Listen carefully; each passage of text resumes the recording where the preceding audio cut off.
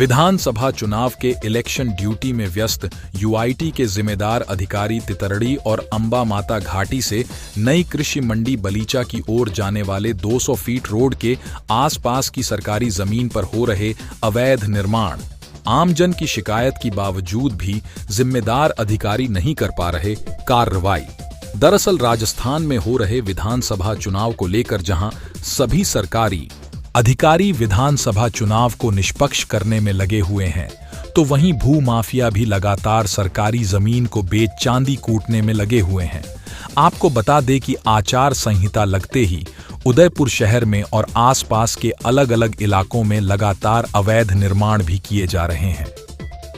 तीतरडी अंबा माता घाटी के यहां एग्रीकल्चर जमीन पर बहुमंजिला इमारत खड़ी कर दी गई है, जो कि नियमानुसार गलत है। साथ ही दूसरी ओर गोसियाबाग से बलीचा नई कृषि मंडी जाने वाले 200 फीट मार्ग के आसपास स्थित यूआईटी की करोड़ों रुपए की जमीन पर भी भू माफियाओं ने कब्जा कर रखा है, जिस पर भी युद्ध स्तर पर निर्माण कार्य किया जा रहा है, जबकि यह जमीन यूआईटी की है। जानकारों की माने तो नई कृषि मंडी की ओर जाने वाले 200 फीट रोड पर पूर्व में भी भू माफियाओं ने अवैध निर्माण करने की कोशिश की थी।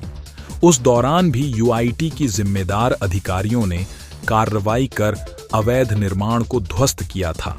लेकिन राजस्थान में हो रहे विधानसभा चुनाव में जिम्मेदार अधिकारियों की ड्यूटी होने की वजह से शहर के अलग अलग इलाकों में लगातार सरकारी बिला नाम और एग्रीकल्चर लैंड पर नियमों के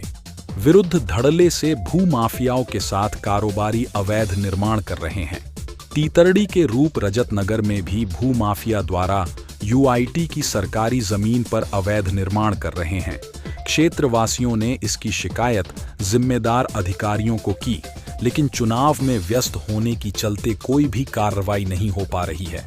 अब देखने वाली बात तो ये है कि उदयपुर शहर के अलग अलग इलाकों में युद्ध स्तर पर हो रहे अवैध निर्माणों को चुनाव खत्म होने के बाद आखिरकार यूआईटी के जिम्मेदार अधिकारी भू माफियाओं के चुंगल से मुक्त करा पाते हैं, या फिर सरकार की करोड़ों रुपए की जमीन को भू माफिया कोड़ियों के दाम में बेचकर चांदी कूटने में कामयाब हो जाएंगे।